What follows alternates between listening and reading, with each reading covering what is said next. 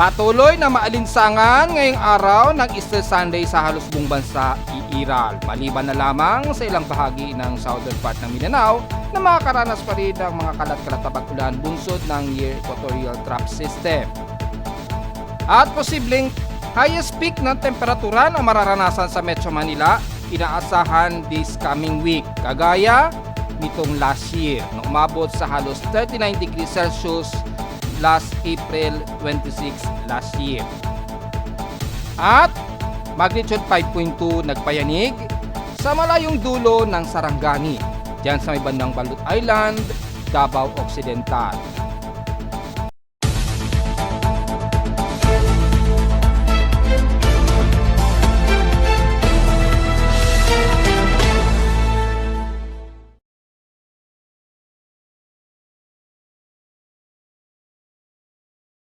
Hello, good morning mga folks. Welcome po muli sa ating Daily Weather Bulletin at Analysis para sa araw ng Easter Sunday, April 20, 2025. Ang oras nating boss may maga alas 10:36 o 37 na ng umaga.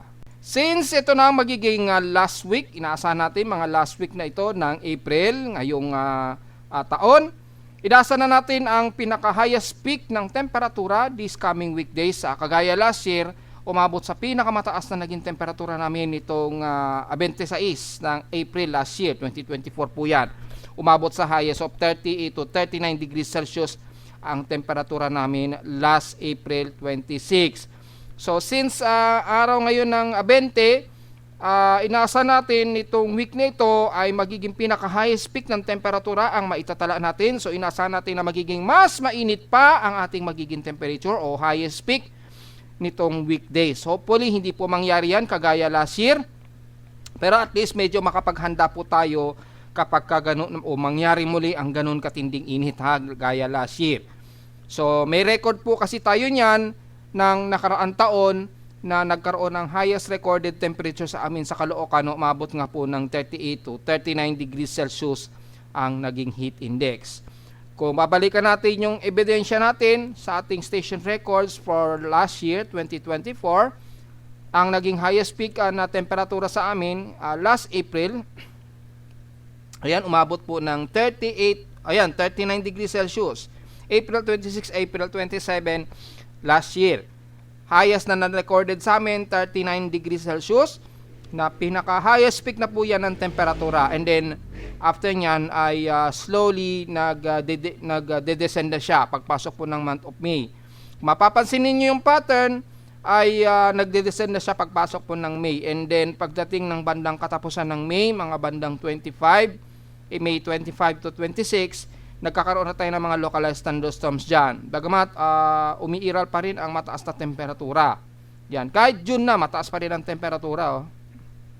Pero dito, dumadalas na po yung naging pag-ulan sa amin. Dahil kung papansinin natin, kung babalikan natin last year, yung daily rainfall natin last year, ayan, ay makikita ninyo ay nitong May, nagkakaroon na ng mga kalat-kalat na pag-ulan. Yan. Pumapasok na po yung mga pag-ulan. Ayun, malakas yung naging recorded namin na ulan nung nakaraang taon. Pero kung mapapansin nyo, buong April wala pong recorded na pag-ulan ng buong month of April. And then pagpasok po ng May, dito na pumapasok na yung pag-ulan dahil dito nagde-descend na po o unti-unti pong nagde-descend na po yung ating hot dry season na. At nagkakaroon na tayo ng sunod-sunod na mga pagkulog at pagkidlat dyan. Yan, nagkaroon na kami ng malakas na pag-ulan yan nitong katapusan po ng May last year. And then hanggang sa pumasok na nga po ang madalas na pag-ulan pagsapit ng June onwards na po yan.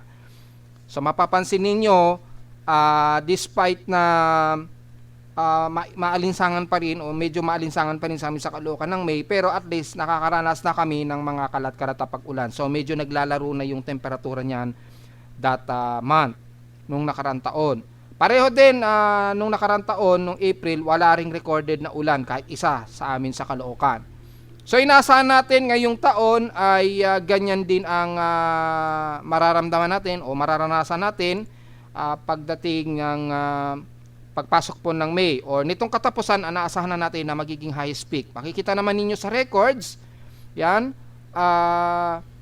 pagpasok po ng April ay tuloy-tuloy na naging maalinsangan na tayo starting April 9 po. And then tuloy-tuloy na mataas ang naging temperatura na natin at tinding alinsangan. Ayun, pataas ng pataas. Mapapansin ninyo, April 9, 35.3. And then sunod-sunod tumataas 35.9. Yan, naging 36 na.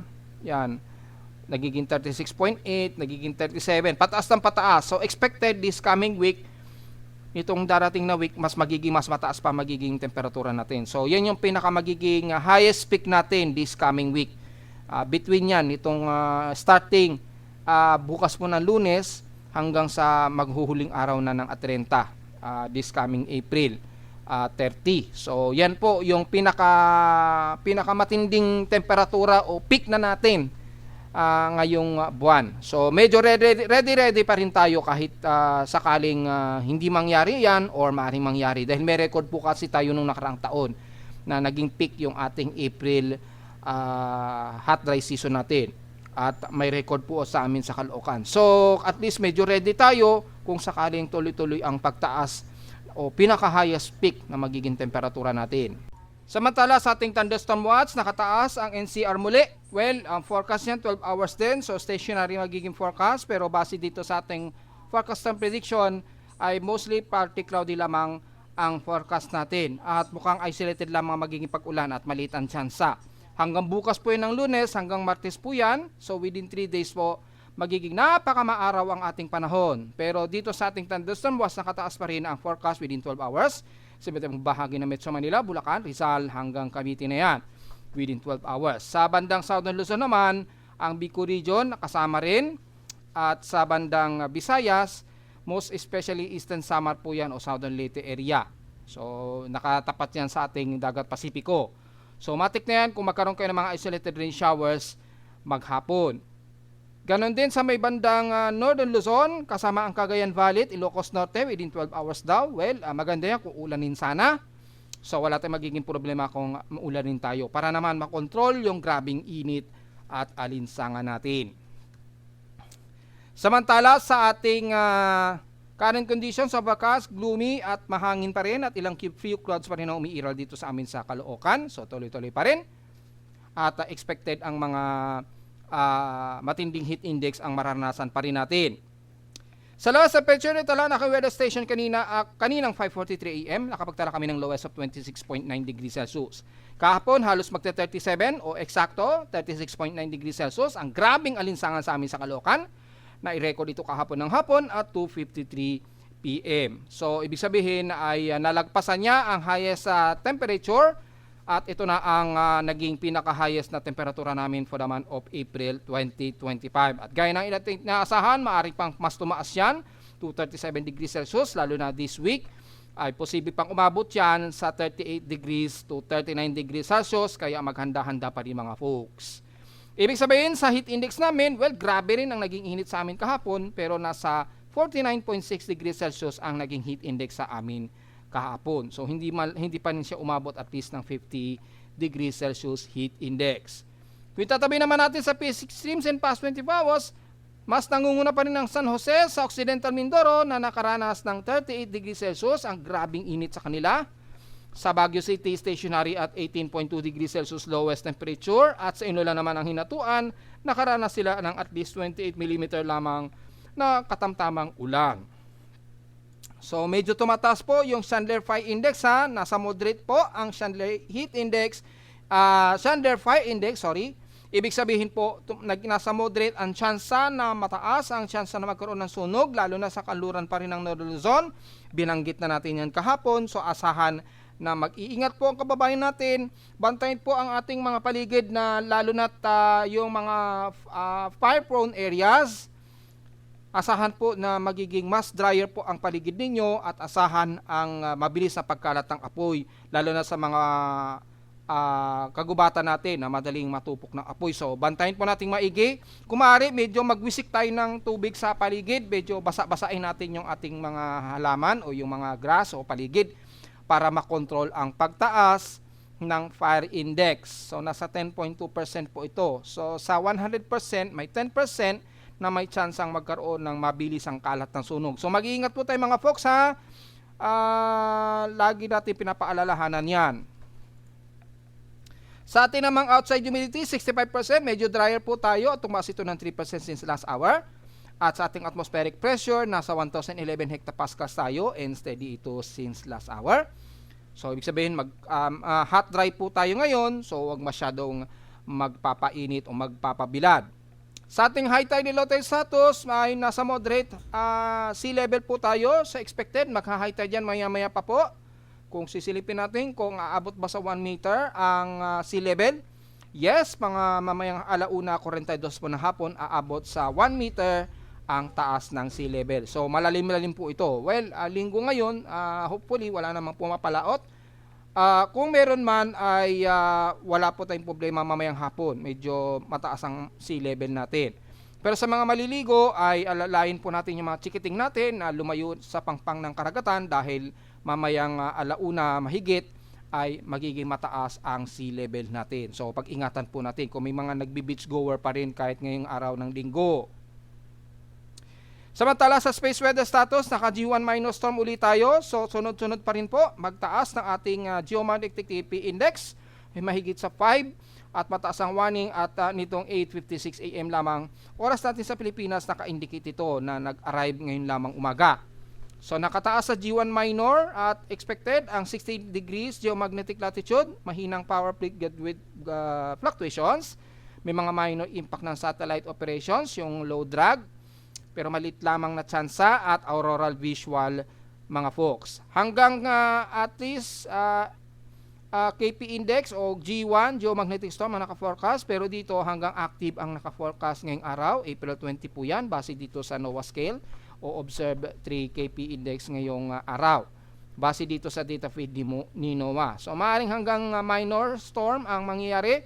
So wala tayong problema sa solar radiation, pero nasa yung radio blackout 40% chance daw na magkakaroon. So medyo maliit pa rin, pero wag nating underestimate, bantayin po natin maigi, lalo na sa LASCO, aktibo ang regions of 7 o'clock position at medyo wala namang masyadong problema sa solar wind. Nasa normal naman yung solar wind. Sunspot natin 114, bahagyang mataas, at meron tayong tumututo kasi na AR 4052 at 4062 pala at 4066. Yung cluster ng sunspot na ito, maaring magdudulot yan ng medyo malawakang coronal mass ejection na maaring mag-propagate sa atin sa Pilipinas. At kung sisilipin natin, so base sa ating forecast ng ating KP index, inasahan unsettled ito hanggang sa 22 bukas, and then tuloy-tuloy yan hanggang 23. At maaari pang umabot ng KP index of 4 at possibly pang umabot ng G1 to G2 geomagnetic storm pagdating po ng April 23. So this week, magkakaroon tayo ng mga marami-rami o sunod-sunod na geomagnetic activity. So be ready na lamang, lalo na sa mga taga Northern Hemisphere. Normal lang ating solar X-ray events at wala naman tayong X-ray flux events. So normal, maliban na lamang sa ating geomagnetic activity na medyo naglalaro po sa G1 geomagnetic storm. Kaya namang saluhin ng ating magnetosphere. So yung ating propagation age parallel at least umaabot ng mga nasa 111 nanotesla. So medyo mabigat-bigat din ang impact. Hindi nakakayanan lang na masyado o medyo nakakayanan masyado ng ating magnetosphere so far yung significant impact nito sa ating magnetosphere. So medyo distorted siya at ating TEC range ay apektado pa rin ng Mid-Pacific. Hindi moderate lang sa Pilipinas, around 70 to 80 megahertz. So sa mga bumibiyahe sa may bandang Mid-Pacific patungong Hawaii, medyo mabigat ang inyong total electron content range dyan. So yung propagation ng ating solar wind based on plasma density ay yung ating radial velocity na around Earth ay medyo mataas po, more than 650 o at least 600 km/s. Yan, medyo tumatama sa Earth yung ilang propagation ng radial velocity niya sa Earth. Medyo malakas ang impact. So, nagkakaroon tayo ng mga ilang geomagnetic activity. Bagamat hindi malakas yung plasma, hindi masyado tayo apektado ng D-region absorption. So, natiling mababa ang ating 40 to 80 km band sa umaga at 10 to 12 meters naman pagsapit po ng gabi. So at least sa mga taga Northern Hemisphere, medyo mas ramdam ito, hindi masyado sa ating sa may bandang equator or bandang dagat Pasipiko na kung saan kasama ang Pilipinas. So malinaw yan mga folks. Sa ating ng mga almanak, sumikat ang haring araw kaninang 5:38 AM, tinasang lulubog ito mamayang 6:10 PM, at ang ating malapit ng mag-last quarter o waning gibos at 59% illuminated na lamang. So, palubog pa lamang siya o kakalubog pa lamang niya at negative 5 degrees. So, magmo-moonrise po ito. Mamaya pa pong hating gabi o bukas ng hating gabi na 12:23 AM at kinabukasan na ng umaga at 10:53 AM naman ito lulubog. At sa ating local weather outlook para ngayong araw hanggang bukas po ng Lunes, magiging klaro ang himpapoid natin at mas matinding alinsangan ha. Pero magiging maulap daw pagsapit daw ng hapon ngayong araw. Bukas ganun din ang ating maghapon, klaro ang ating kaulapan, partially cloudy lamang, so tuloy-tuloy na magiging matindi ang sikat ng araw natin hanggang bukas. Highest and lowest temperature expected, lalaro sa 35 to 37 degrees Celsius, so warning po yun mga folks. And lowest temperature expected maglalaro around 27 degrees Celsius. So dahil sa matinding magiging temperatura natin hanggang bukas ng Lunes, asahan natin ang matinding init at alinsangan pa rin hanggang this coming weekdays. So, wag po masyadong magbibilat at talagang uminom ng maraming tubig pa rin hanggang this coming weekdays. Grabe po, magiging peak natin itong huling linggo ng April. So, take note po yan. At mula sa ating short-term weather forecast, ay asahan natin pagdating ng Miyerkules, magiging partially cloudy tayo at magkakaroon tayo ng mga ilang isolated rain showers daw. Pero mabababa lang at 10% to 30% lamang hanggang sa next weekend daw. So, take note yan mga folks. So, diretso agad tayo sa tingin na gamit na satellite imagery mula sa CIMS NOAA ay makikita natin yung ilang surface trough lamang na nagpapaulan sa ilang bahagi ng Mindanao. Yan. Yung equatorial trough. Nagkakaroon ng ilang water vapor dyan. So, nakakaranas ang ilang bahagi ng Davao Region ng mga kalat-kalat na pag-ulan na may pagkidlat at pagkulog.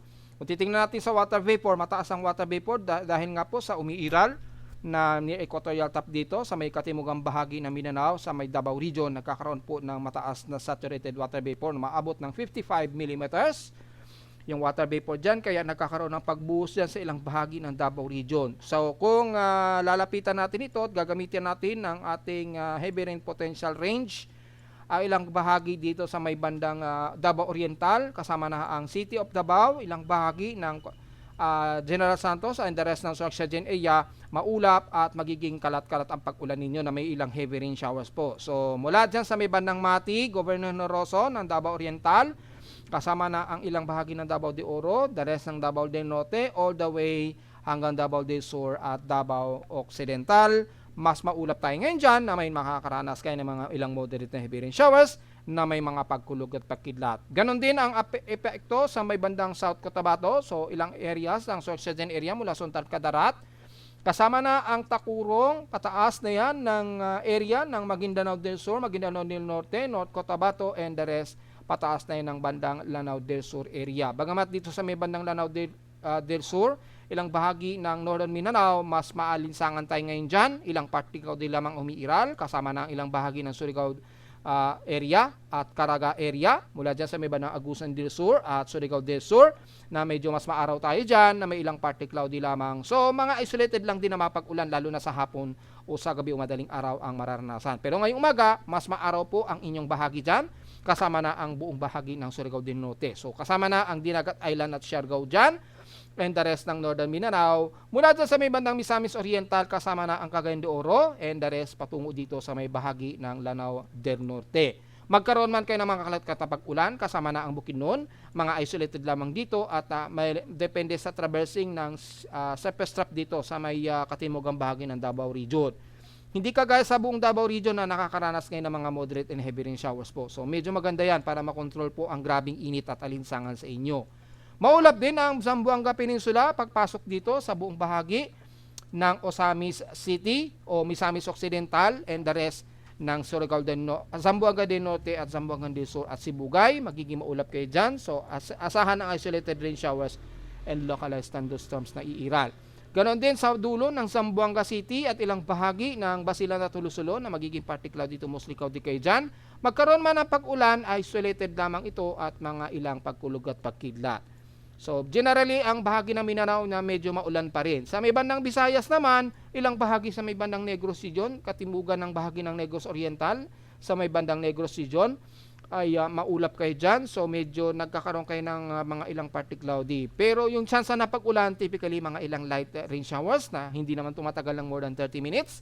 Kasama na ang katimugan ng Cebu and the rest ay mula dyan sa bahagi ng Mactan o Cebu City area, kasama na ang Bohol, Leyte at Sama Region, katamtaman at maaraw at maalinsangan kayo dyan. So tuloy-tuloy pa rin kayo na maalinsangan dyan, bunsod pa rin ang tuloy-tuloy natin na easterlies na magpapaalinsangan sa buong bahagi ng Eastern Sama Region at Leyte.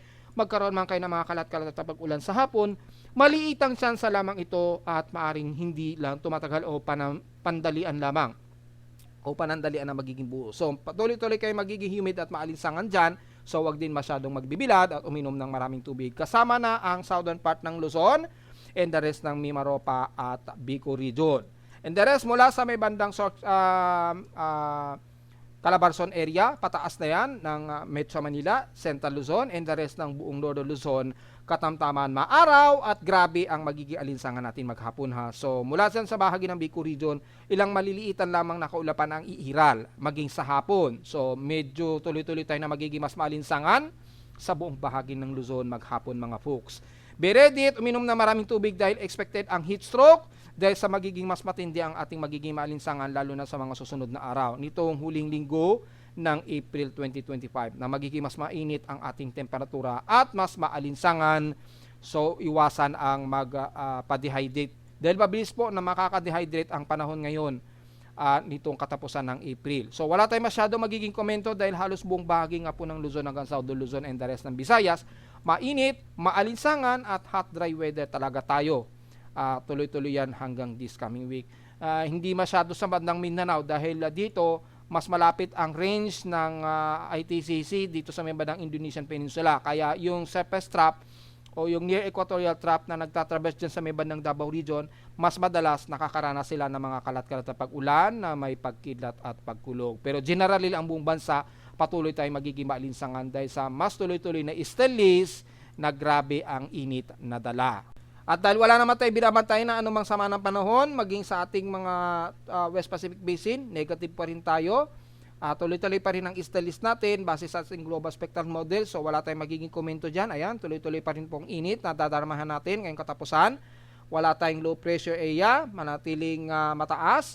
At yung ilang pagbaba lamang sa may Mindanao, bunsod lamang ng near equatorial trough dyan. Pero sa hilagang parte ng bansa natin, tuloy-tuloy na mataas ang range ng hot, dry at high pressure area. Yan. Kaya tuloy-tuloy tayo na makakaramdam talaga ng mainit at wala tayong namamataan na anumang tropical wave. Gaya na ating paliwanag, mostly mga ilang araw bago mag-May, minsan nagkakaroon ng development of ITCC na dito sa may bandang katimugang silangan ng Mindanao. So dito medyo aabang-abangan na natin yung area na ito. Dahil siguro mga 5 days o 4 days bago mag-May, dyan madalas tumataas na po yung ITCC dyan at posibleng magkaroon na tayo ng mga ilang tropical wave. Pero sa ngayon ay hindi pa, malabo pa dahil papunta pa lang tayo sa pinaka-highest peak of hot dry season natin ngayong month, lalo na nitong katapusan po ng April. So medyo abang-abangan na muna natin. Pero anumang tropical wave na mabubuo this week ay negative pa rin talaga tayo. Maging sa mga computer models, wala tayong namamataan na anumang tropical wave. Puro ni equatorial trough lamang at tuyot na paligid natin sa Luzon ang makikita. Maging sa ECMWF, wala talaga, halos walang kaulapan. Dito lamang sa may parting southern part ng Mindanao o Davao region lamang ang medyo mas maulap. Pero sa buong bahagi ng bansa, talagang wala at tuloy-tuloy ang magiging maalinsangan nating panahon. So negative po tayo at wala tayong magiging komento pa rin mga folks. Samantala sa ulat ng Dol, kaninang madaling araw nagkaroon ng medyo malakas-lakas sa pagkinig. Pero kaninang madaling araw po ito, ayan, mga bandang alas 12, 13 ng madaling araw. Kung titingnan natin sa short period seismograms mula kay PBOX, nangyari ito ngayong umaga. Umaga ito dito sa may bandang southeast ng Balut Island, municipality ng Davao Occidental. So kaninang umaga lamang ito. So, hindi masyado na-detect na aking seismogram, pero ito, yung medyo malakas-lakas po ito kaninang hating gabi. Probably, nasa labas yan ng bansa. or dito sa may bandang southwest ng Palimbang, Sultan Kudarat. Yan, nagkaroon ng magnitude 5.1 at 5.4. Yan, kaninang 1:37 AM. Yan, so 1:37 AM ba ito? So hindi, kasi ito mga alas 12 po ito nangyari. So malamang ito yan. Mga 12:50 AM po naganap sa Sultan Kudarat sa Palimbang, nagkaroon ng magnitude 5.1. Ayun, nagkaroon ng cluster ng pagyayinig dyan sa may Sultan Kudarat.